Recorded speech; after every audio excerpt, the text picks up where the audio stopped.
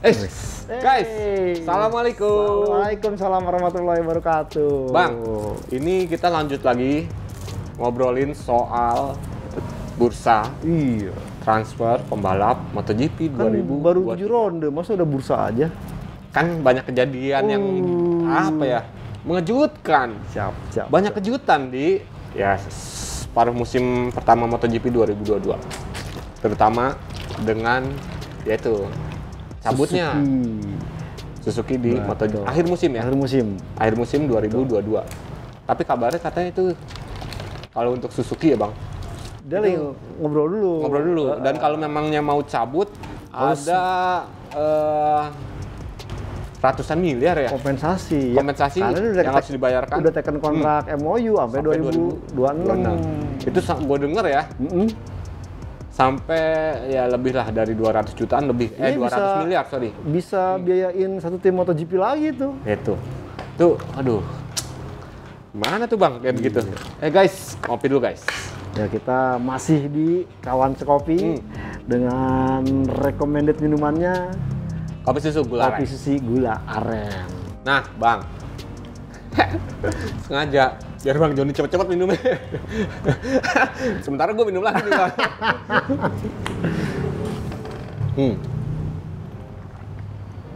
Kita bicara tentang Suzuki dulu ya. Oke. Kira-kira selepas akhir musim MotoGP 2022, kemana nih berlabuhnya Alex Rins? Kemana tim yang akan dibela oleh Joan Mir? Sebenarnya kemarin sempat rame. Akhirnya Alberto Puig diwawancara oleh Simon Cravar itu mengakui bahwa ya, ditanyakan ini ada kabar Moto Suzuki itu mau mundur akhir musim ini. Ya. Berarti kan ini Alex Rins dan Joan Mir jadi daftar bursa transfer Free. Iya. Nah, Honda gimana? Wah, jadi sulit dia bilang karena tetap kami akan melihat dua pembalap ini. Karena memang kalau Honda sengaja ya. Iya. Untuk Paul Espargaro ini Digantung, betul. Karena memang awalnya strategi Honda untuk menentukan pembalap di 2023 selain Marc Marquez. Betul. Rekan setimnya Marc Marquez, dia akan melihat sedikit lebih panjang nih. Ya. Bagaimana performa Si Paul Espargaro, adiknya Alex Espargaro. Ini kayak begitu ya, Bang? Emang kayak gitu ya, Bang? Kayak begitu. Tapi dengan adanya Joan Mir dan juga semua Alex berubah. Rins. Jadi akhirnya, waduh gimana, meskipun ya sempat santer Joan Mir dari awal kan bahwa mereka akan berbincang dan melihat apakah Joan Mir mau. Padahal kalau seandainya nih kagak ada ya pernyataan resmi, Suzuki akhir musim ini mungkin akan mundur, tapi kita akan bicara dulu dengan Dorna soal gimana-gimananya. Ini jadi membuat istilahnya Joan Mir pun manajemen, ya kan emang kemarin si Honda ini diakui bahwa pabrikan Honda ini memang tertarik. Ini kita udah sempat istilahnya 99% menolak karena Suzuki mau memperpanjang kontrak. Alhasil dengan kondisi ini sepertinya akan ada negosiasi ulang nih antara manajemen Joan Mir dengan Honda seperti apa, dengan melihat ya performa Paul Espargaro pun yang di 6 ronde terakhir ini belum bisa menunjukkan lebih baik dari seorang Marc Marquez. Itu yang Joan Mir. Nah, sementara Alex Rins, Alberto Puig juga ya mungkin kita perhitungkan. Hanya saja Alex Rins sebenarnya dengan sosok pembalap yang mampu mengembangkan motor inline 4 ini diincer oleh Yamaha. Yamaha pabrikan ya. Entah mungkin ntar Yamaha pabrikannya itu kan kontrak Dovizioso pun cuma setahun. Ini bisa aja mungkin ntar Alex Rins diambil walaupun Dovinya nggak diperpanjang ataupun dari bindernya nggak diperpanjang. Betul. Nah, yang rame lagi kan bahwa RNF di mana saat ini menjadi tim satelit. Katanya kan kontraknya cuma setahun dengan Yamaha, belum ada omongan sampai di Mugello nanti mereka tertarik untuk bergabung dengan Aprilia. Katanya Aprilia mau menurunkan tim satelit musim depan berbarengan dengan lepasnya konsesi. Nah, Alex Rins ya jujur memang sosok pembalap yang bisa mengembangkan atau sosok yang benar-benar mengembangkan Suzuki GSX RR ini jadi kompetitif karena di 2016 sempat kehilangan konsesi, 2017 harus konsesi lagi. Itu Alex Rins yang mulai mengembangkan sampai akhirnya di 2018 konsesinya hilang, 2019 pure, dan 2020 berhasil merebut juara dunia pembalap dan lewat tim Joan lewat Mir. Joan Mir. Padahal kalau lihat dari otak pengembangannya adalah Alex Rins. Tidak salah kalau dijuluki The Bakery. Nah, dari pengalaman itu Yamaha melihat mungkin ya jam terbang pengalaman Alex Rins ini bisa diambil oleh Yamaha, dikembangkan. Apa sih yang menjadi kelebihan Suzuki yang notabene sama-sama mengembang motornya inline four dengan Yamaha yang ternyata jauh lebih, sekarang kan lebih powerful, secara cornering speed cukup baik, cuma memang masih ya belum bagus konsisten di time attack itu. Nah, Alex Rins kesana, dan bahkan beberapa terakhir lagi santer nih dengan KTM yang melihat duet pembalap mudanya bermasalah, Remy Gardner dan Raul Fernandez yang ya sampai Raul Fernandez saja cedera, tidak bisa memberikan permainan terbaik. Kemudian Remy Gardner sampai kemarin kan berharap, wah kalau kalau saya berharap hujan, kalau enggak saya pulang aja. Nah, kesulitan banget kayaknya ya. Kesulitan banget, artinya di Alex Rins MotoGP Prancis ya nih. diharapkan pembalap-pembalap yang karena murni pembalap yang bisa mengembangkan baru Dani Pedrosa. Dan kita lihat Darren Binder dan Miguel Oliveira pun ini kembali tertatih-tatih lagi nih. Betul. Nah, harapannya mungkin dengan membawa pembalap yang punya modal riset dan pengembangan seperti Alex Rins ini bisa memberikan feedback yang baik untuk meningkatkan performa KTM RC16. Oke. Nah, Bang, nih tadi kita bicara seorang Alex Rins. Ya. Kalau untuk Joan Mir agak berapa ya? Sekitar berapa persen lah, Bang? Kira-kira 80% dia akan ke Honda? Saya melihat bisa 80% lebih. 80% ya? Iya, dengan melihat katakanlah ya ketertarikan si Honda awal. Betul, iya. Terhadap Joan Mir. Oke. Plus mungkin plus juga nih, kenapa saya kata plus?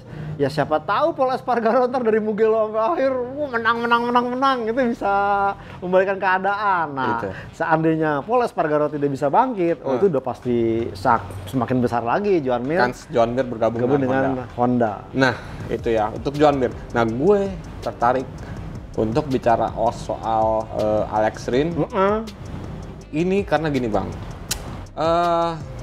Kalau gue ngeliat Alex Rins, ada juga sosok penghalang yang tadi kan kita ngomongnya kan untuk Alex Rins untuk Yamaha kan? Iya. Nah, ini ada lagi sosok seorang penghalang Alex Rins untuk berlabuh ke Yamaha, yaitu Toprak Razgatlioglu. Karena gini, gue kalau mengikuti perannya Toprak, terutama dengan omongannya Lin Jarvis, managing directornya Yamaha MotoGP, bahwa pengen secepat mungkin membawa Toprak ke MotoGP. Ketika Toprak dibawa ke MotoGP, di mana dia harus ditempatkan? Iya. Nah, sementara kalau berkaca dari kasusnya Suzuki bahwa Alex Rins free transfer dan siap untuk diambil Yamaha, berarti kan tim satelit ada Dovi dan dia, dan Alex Rins. Nah, Toprak ini mau ditaruh di mana nih? Nggak mungkin. Franco Morbidelli disengkerkan. Betul. Masih dia masih ada kontrak sampai 2023 kan? Itu. Betul.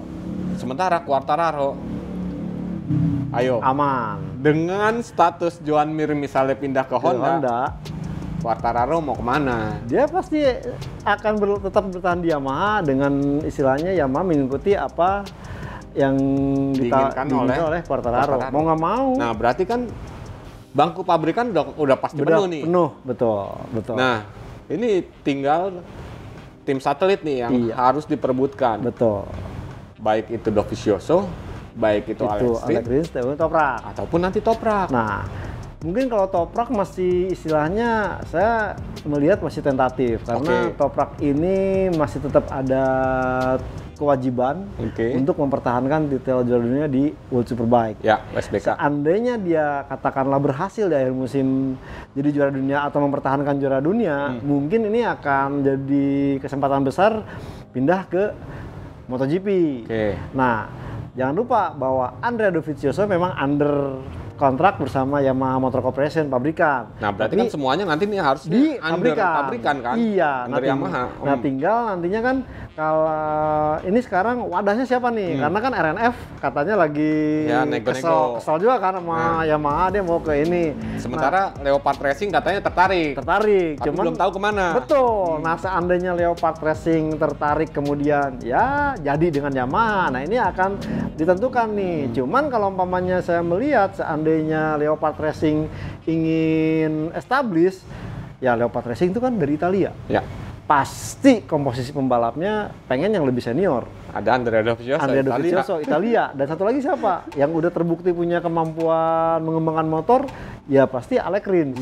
Nah, tinggal nih Toprak kalau bener-bener pengen lancar dan mulus, dia harus bisa mempertahankan titel juara dunia World Superbike di 2022 ini. Oke, karena gue ngeliatnya Rin Jarvis pun pengennya di 2023. Iya. Toprak tuh udah bisa ke betul, MotoGP gitu kan. Betul. Tapi lagi-lagi karena kejutannya Suzuki ini. Iya, karena mungkin dari salah satu faktor ini adalah faktor finansial atau budget. Kalau merekrut pembalap yang udah berpengalaman, ya pasti akan mahal. Nah, Toprak dengan katakanlah dia kan newbie ke MotoGP, pasti harganya meskipun dia bergelar titel juara dunia karena masih baru pengalaman, nilai kontraknya pasti tidak akan lebih mahal dari pembalap yang di MotoGP sebelumnya. Oke. Lebih cenderung ke situ sih, ke ekonomi. Kalau saya melihat Rin Jarvis kemana pengen banget seorang Toprak Razgatlioglu. Nah, karena gini, kalau kita bicara tadi soal kontrak, uang kontrak ya Bang? Iya. Uang kontrak. Alex Rins pun di Suzuki nggak terlalu tinggi loh. Betul. Maaf.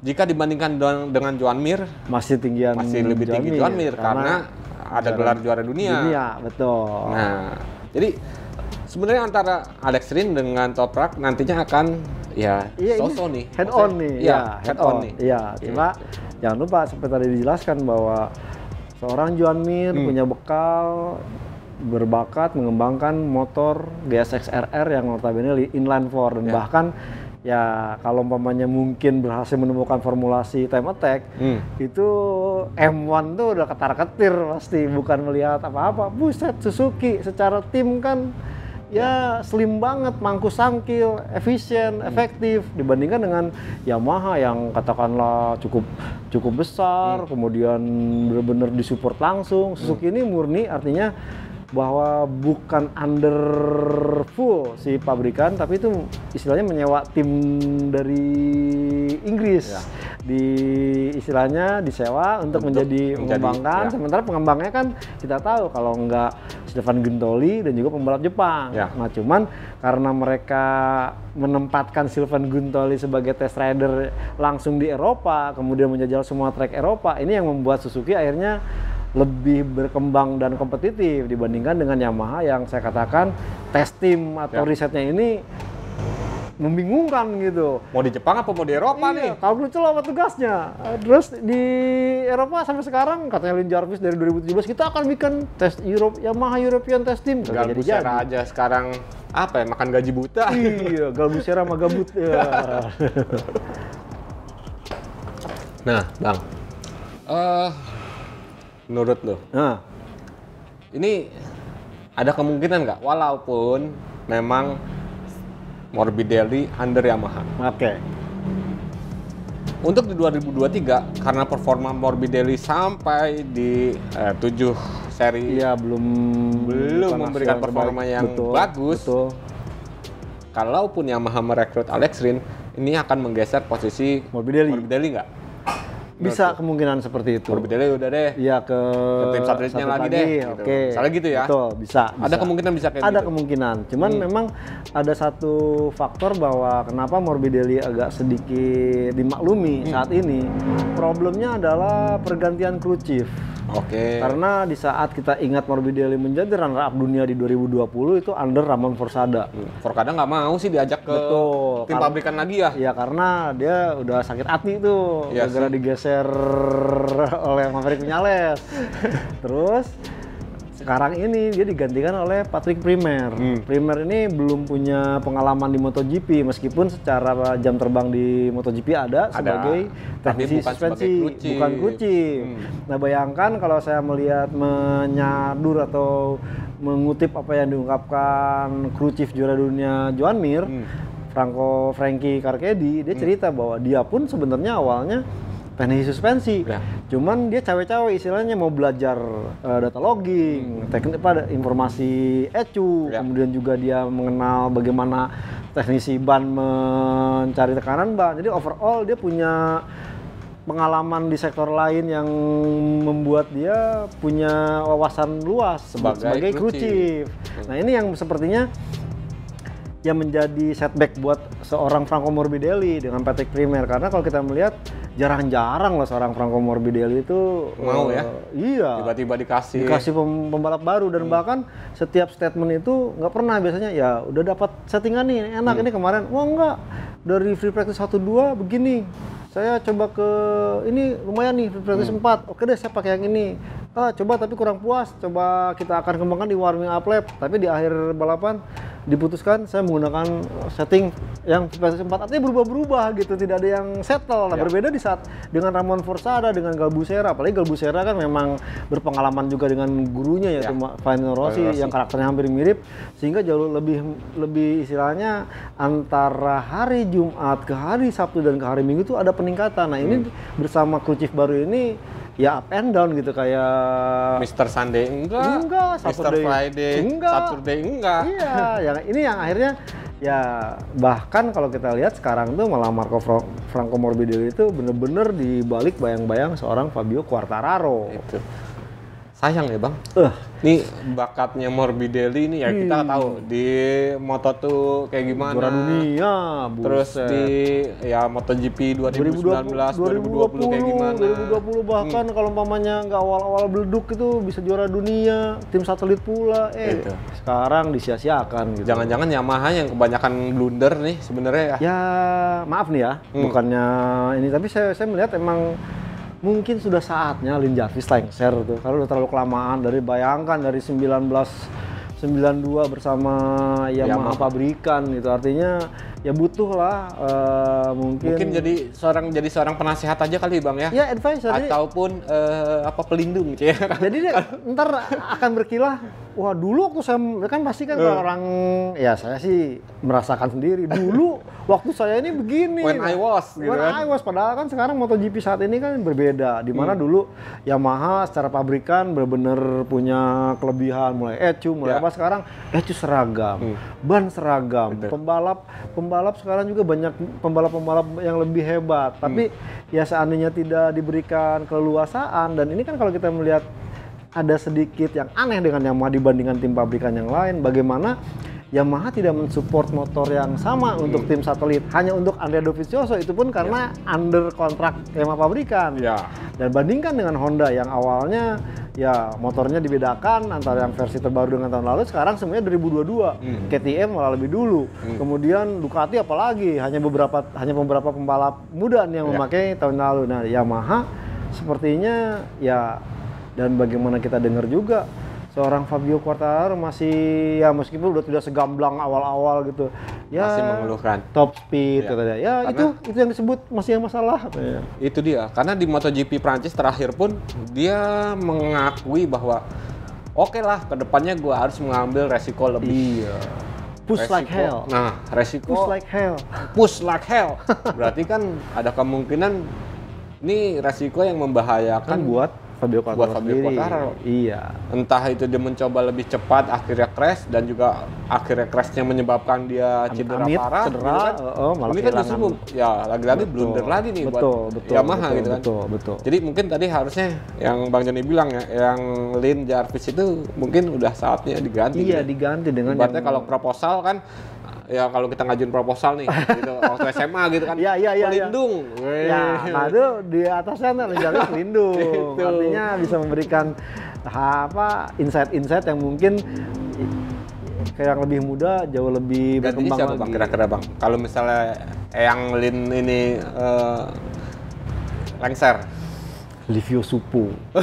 Kan Livio Suppo di Suzuki kan ganteng juga kan? Baru setahun Dia kan baru awal di kontrak Qatar, terus tiba-tiba baru 7 seri Suzuki tiba-tiba udah kabur. Aduh. Iya karena dengan jam terbang dia bahkan Tapi ya kalau harus Livio Suppo lagi nih ya. ya nggak apa-apa.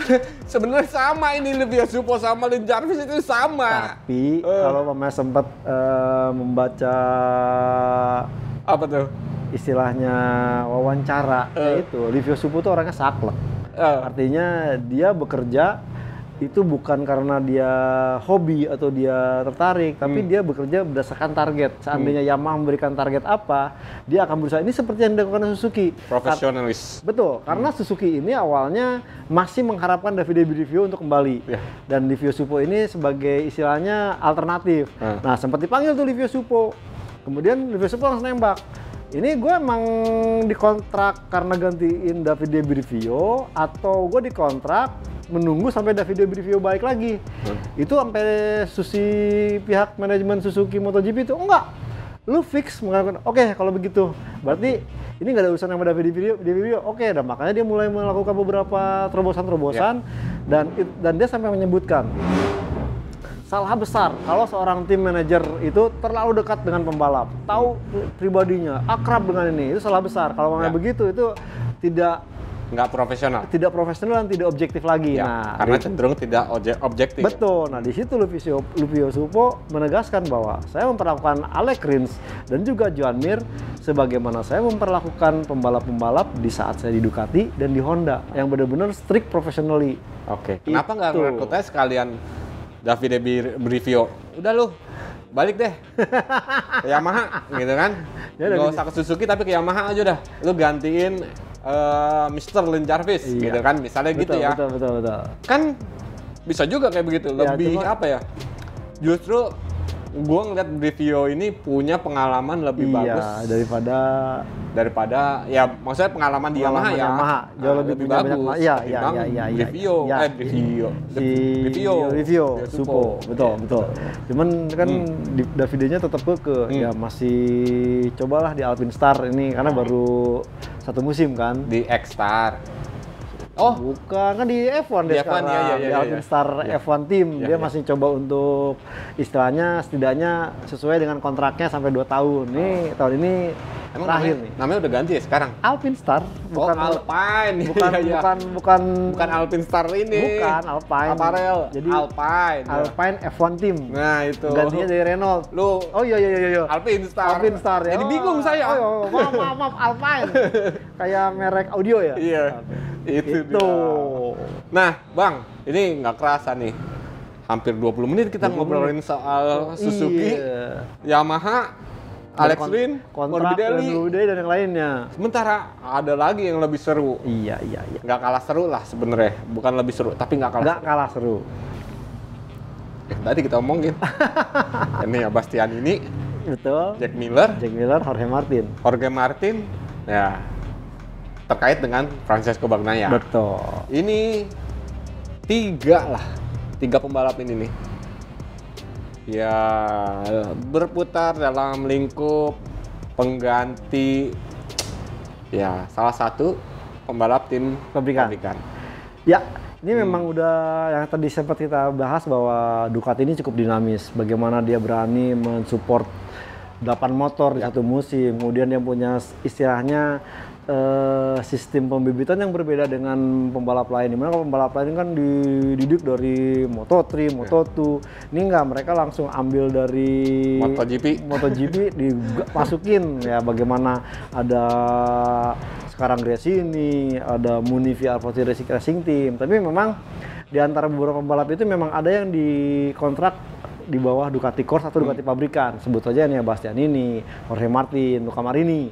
Nah, Johan Zarco sebenarnya ini masih agak membingungkan setengah-setengah nih. Karena antara Pramac sama Ducati nih. Dia setengah-setengah. Pramac dia pegang, makanya Pramac sayang banget kalaupun pamannya ada apa-apa tidak akan digubris. Setengah itu karena gigi delinya butuh seorang Johan Zarco yang awalnya ini diperankan oleh Jack Miller. Karena Pramac ini juga bukan semata-mata tim satelit Ducati, tapi memang tim under Ducati pabrikan yang mungkin ntar pengembangan. Jadi dari pabrikan utama udah dikembangkan, ntar akan diturunkan ke Pramac. Oke. Nah, tapi kalau kita melihat juga dinamika Ducati ini, mereka memang ingin terus memudahkan line up-nya. Bagaimana sekarang ada Pecco Bagnaia yang berani dikontrak sampai 4 tahun. Ya, nah, semuanya under 30 kecuali Johan Zarco. Nah, di sini kita melihat bahwa kenapa kemudian muncul Jack Miller terancam? Ya karena memang siklusnya tahun ini mesti menaikkan 2 pembalap terbaiknya dan saat ini ya Jorge Martin tahun lalu kan cukup apik sampai dia menargetkan tahun ini ingin mengincar joknya Jack Miller. Kemudian ternyata malah Enea Bastian ini nih. Nah, ini benar-benar membuat Paolo Ciabatti. Kenapa saya sebut Paolo Ciabatti? Karena memang dia yang istilahnya sutradara nih, karena yang sporting director dia sporting director yang mengatur siapa kemana dan tim apa yang disupport oleh pabrikan. Semua pembalap dia ngatur. Nah, dia melihat bahwa Enea Bastian ini nih yang mulai menunjukkan performa apik dan bahkan lebih istilahnya plus-plusnya lagi, tampil dengan motor katakanlah belum spek GP22 karena GP21. Masih GP21 karena under kontraknya si Gresini Racing ini memang baru nanti entah di paruh musim atau di akhir musim menggunakan motor GP22. Tentunya dengan performa Enea Bastian ini di motor spek Desmos edisi GP21 yang ternyata bisa 3 kali menang lebih banyak dari skuad Ducati pabrikan sendiri, ini menjadi konsideran atau istilahnya referensi yang bisa membuat Enea Bastian ini mungkin segera menjadi pembalap tim pabrikan di 2023. Oke. Kalau bagi gue nih, ini nyambung yang ini dulu nih.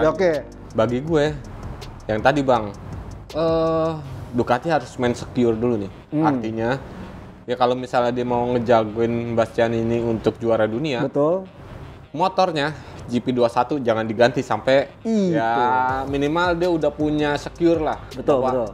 Setelah nanti tersisa 3 seri, poinnya Enea Bastian aman kesentuh, baru lu kasih dah GP22. Misalnya begitu kan? Ya, atau enggak, mungkin Enea Bastian ini merasakan GP22 di tes. Nah, di tes itu aja. Jangan sampai nanti akhirnya berubah. Karena ya kita ketahui Pecco Bagnaia aja kesulitan, Jack Miller aja kesulitan untuk naklin GP22. Jorge Martin pun kesulitan. Betul. Ya kan? Karena Zarco juga gitu. Zarco juga gitu. Karena gimana ya? Ya ini menjadi resiko banget ketika seorang pembalap tiba-tiba diganti motornya. Dia harus perlu adaptasi lagi kan, sayang. Betul sih, problemnya adalah kemarin sih kalau sempat membaca ulasan banyak jurnalis dan juga apa komentar Pecco, sebenarnya adalah lamanya fase testing yang tidak cukup memadai. Kan udah cukup Bang kemarin. Di sirkuit Sepang, di Mandalika. Kan Jerez, Sepang, Mandalika nggak bisa dihitung dong. Karena ada kasus ini. Karena sebenarnya kemarin itu harapannya kalau tidak ada kasus aspal, mereka akan fokus yang lebih banyak. Ternyata kan akhirnya kebanyakan berubah dan gara-gara bannya berubah, setting tuh bubar. Akhirnya pembalap mengatakan bahwa ya kemarin Mandalika itu nggak bisa dihitung sebagai tes karena tidak mendapatkan istilahnya feedback yang bermanfaat. Karena Ducati pun awalnya berharap bahwa ketika di Mandalika abis dari Sepang ini justru akan lebih bagus lagi nih di Mandalika. Ternyata ya aspalnya begitu ya Bang. Betul. Dan udah gitu kan dari tes kemudian ke balapannya jaraknya deket banget. Itu sih. Karena dirasa, makanya kemarin dilebarin ke Jerez kan itu katanya Jerez jadi tes pramusim. Ternyata bukan, itu tetap ini cuman tes resmi official. Ya karena mereka kebanyakan pembalap tidak menghitung di Mandalika kemarin sebagai tes pramusim. Itu. Nah Bang, nih antara kita nih. Dan juga pasti teman-teman. Jadi nggak cuma berdua, tapi juga sama teman-teman. Kalau menurut Bang Joni, ini antara Jorge Martin dengan Jack Miller dengan Enea Bastianini. Nah, kira-kira ya, siapa yang lebih cocok untuk menemani Francesco Bagnaia Ya kalau dari Francesco Bagnaia sih pengen tetapnya Jack Miller. itu tuh. Karena emang udah akrab banget. Udah akrab banget. Jadi bisa saling support gitu. Itu karena sampai bukan Jack Miller, tapi seorang Enea Bastianini itu menyinggung Iya. seolah-olah Ya dia wah ini Pecco pengen banget bahwa teammate-nya tetap tetap Jack Miller. Ya itu keinginannya Pecco, tapi kan semua tergantung oleh Ducati. Itu. Ya, sampai digituin loh. Betul. Jadi dari 3 pembalap Ducati, Jack Miller, kemudian Enea Bastianini dan Jorge Martin, saya melihat memang hingga saat ini Enea Bastianini punya kans besar untuk menggantikan Jack Miller. Karena itu tadi dengan 3 3 kemenangan. kali kemenangan, kemudian Kandidat untuk juara dunia. Nah, seandainya Enea Bastianini bisa mempertahankan performanya seperti 7 seri ini, ini dipastikan bisa menggantikan seorang Jack Miller. Dengan syarat ya Jack Miller dan Jorge Martin pun Ya harus performanya nggak sebagus si sebagai Bastianini. Tapi kalau ternyata ntar kan masih ada ya 13 ronde lagi kan, Ya. masih 21 ya kali aja Jack Miller bangkit, Jorge Martin bangkit. Jadi ini tetap akan membuka. Tapi untuk sampai sejauh ini mungkin Enea Bastianini punya kans lebih besar untuk menggantikan rekan setim Francesco Bagnaia yaitu Jack Miller. Wah ini apa ya? Kalau gue ngeliatnya ketika misalnya Enea Bastianini menggantikan peran Jack Miller, Iya. nih kasihan nih tim Gresini Racing, terutama ya sponsor-sponsor Betul, Indonesia kayak betul, Federal betul. Oil, Iya, terus iya. Antangin Betul, kan. betul. Nah ini apa ya? Jadi seolah ditinggal sama pembalap yang bisa memberikan promosi lebih buat ya ini. Atau siapa tahu switch dengan Jack Miller yang secara ini juga cukup ini loh.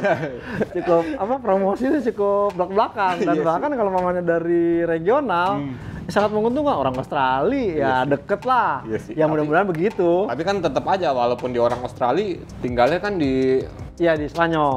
Betul. Home base-nya lebih banyak di Spanyol dia. Setuju. Jadi ya kasihan juga kayak Federal Oil. Ya pasti ya saya rasa akan ada win-win solution ya kalau seandainya Enea Bastianini fix menggantikan Jack Miller. Oke. Nah, tadi berarti kalau misalnya fix Enea Bastianini menjadi rekan setimnya Pecco, Jack Miller ini kemana? Ini Jack Miller juga barang panas nih. Itu dia, karena gue yakin maksud gue Ducati ini nggak akan semudah itu melepas Jack Miller. Iya, nggak mau. Dia Nggak mau, ya. punya kemampuan lebih untuk mengembangkan motor juga loh. Itu, maka itu, ini akan diposisikan kemana? Apakah kebalik lagi ke Pramac? Kalau ke Pramac berarti harus menggeser antara Jorge Martin ataupun Johan Zarco. Iya. Kalau nggak mau menggeser, berarti dia kan ya dari sini. Yang ya, tapi kan memang ada yang santer kabar katanya LCR naksir lagi, ngajak istilahnya tali kasih balik kembali. Ayo baliklah. Iya, gitu kan. dan tanya itu KTM juga.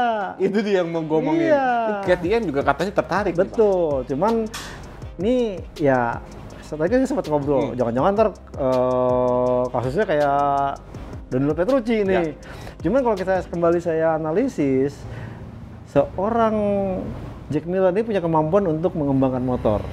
Yang memang kemarin itu, dan juga dari postur tubuh tidak setinggi Danilo Petrucci. Artinya dengan istilahnya geometri motor KTM RC16, ini akan menjadi istilahnya referensi bagus buat KTM kalau sampai dapat seorang Jack Miller.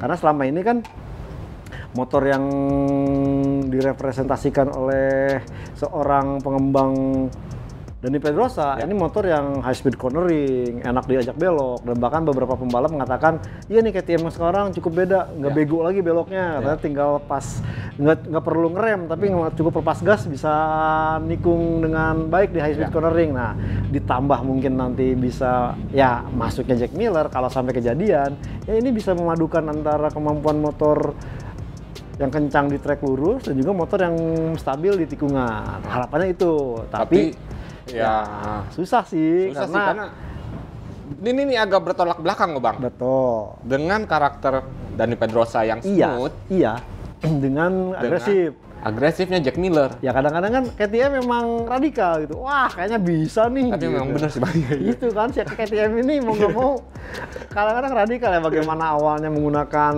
besi trellis bulat-bulat terus pakai pipih biar mirip-mirip transparan aluminium ada box. Akhirnya ini cukup bagus, cuman memang akhirnya mengorbankan adalah faktor yang masih dia belum dapat bagaimana mensimulasikan atau mensinergikan motor ini dengan komponen yang lebih lembek. Ini yang belum dapat.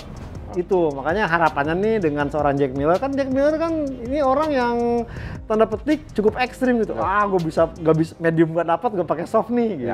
Siapa tahu ya ada semacam terobosan atau solusi dengan kehadiran Jack Miller di KTM. Oke, karena kalau kita bicara soal karakteristik pembalapnya, betul, kayak pembalapnya di KTM sekarang nih, tim pabrikan itu memang dua-duanya juga beda ya. Emang. Yang satu Miguel Oliveira soft, maksudnya lembut gitu kan. Bukan yang ngegas-ngegas, Brad Binder. Waduh, agresif. Iya. Gitu. Ya semoga aja lah. Ya, jadi, kita akan lihat. Iya. Tapi kalau menurut lo, kira-kira peluangnya kemana nih untuk Jack Miller nih? Karena kalau gue yakin untuk Jorge Martin ini masih akan tetap dipertahankan di Pramac nih. Betul. Jadi sampai dia matang gitu. Ya Jack Miller mungkin ya ke tuker guling lah, kalau Bastian ini ke Ducati dia balik ke Gresini. Oh, bukan balik, itu mah pindah. Oh, pindah. Ini kan masih dibawakan di under Ducati atau di satu rumah Ducati. Itu dia. Nah, itulah tadi sedikit obrolan bursa transfer tentang beberapa pembalap MotoGP di 2023. Kalau kita nyebutnya tahun ajaran baru ini. Ajaran baru. Oh, astaga. Apa lagi? Hampir ada yang lupa. Apa? Ya tadi nih, ketika Joan Mir masuk ke Honda. Pol Espargaro-nya kemana? Oke. Itu tuh menjadi pertanyaan dan tanda tanya besar. Ini masih agak sulit ya, meskipun Pol Espargaro ramai juga, pernah di Yamaha, mungkin Yamaha tertarik. Atau mungkin Yamaha, kita udah ngobrolin tuh. Ada Toprak. Ya karena Dodo Alex Rins, Dovizioso. Nah, Pol Espargaro ini sempat mencuat karena pernah punya pengalaman di Yamaha awal-awal karirnya di MotoGP.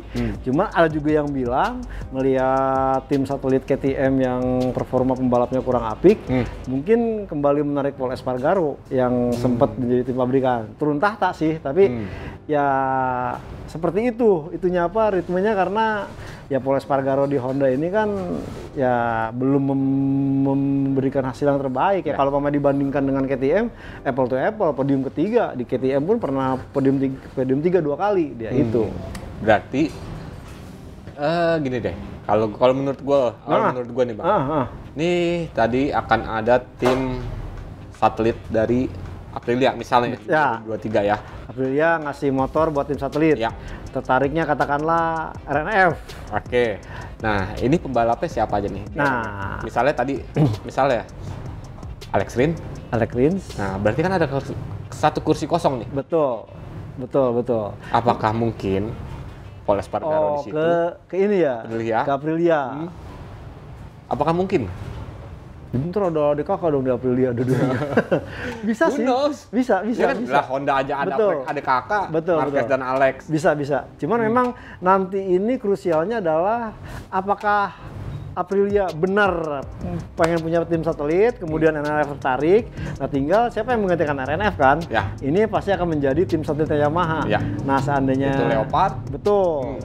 Nah, ini saya rasa mungkin RNF bisa kedatangan Pol Espargaro dengan mungkin ntar tambahan ya entah Dovizioso ditarik atau Alex Rins, atau nanti yang tim Leopard jadi satelitnya Yamaha ini mempertahankan, ya direbutkan lagi oleh Dovizioso dan Alex Rins dan satu pembalap, mungkin Toprak mungkin ke tim satelit, atau mungkin malah Morbidelli ke tim satelit, Toprak ke tim pabrikan. Itu sepertinya bisa memungkinkan. Oke, jadi ada kemungkinan juga. Betul. Ya bahwa Pol Espargaro ya akan ke Aprilia atau akan tetap dipertahankan di Repsol Honda gitu kan. Ya, who knows sih. Semua tergantung dari ini sih, kalau gue bilang tergantung dari Joan Mir dan juga Alex Rins. Tapi kalau momennya ya itu untuk Pol Espargaro antara dua itu. Nah, tapi ini akan menjadi panas kalau RNF katakanlah, iya deh, Gua nggak jadi tim satelit Yamaha karena Aprilia fix nih mau nurunin motor, kita tawar. Nah, kalau mamanya sampai ada pergerakan ke sana, ya ini tim satelit Yamaha pasti akan, waduh, mesti cari tim satelit lagi nih. Gitu. Itu. Oke, Siap. Bang. Ada yang ketinggalan nggak ya? Kayaknya nggak ada deh. Nggak ada deh. Ya tapi kalau misalnya ada yang ketinggalan, Ya, teman-teman teman tinggal tulis di tuh. kolom komentar, iya nih yang ini, gitu. Saya Kabudiansyah dari Otoris ID dan juga gridauto.com. Mohon pamit guys. Saya Joni Rono Mulia dari motorplusonline.com, turut pamit. Assalamualaikum. Waalaikumsalam warahmatullahi wabarakatuh. Sampai jumpa.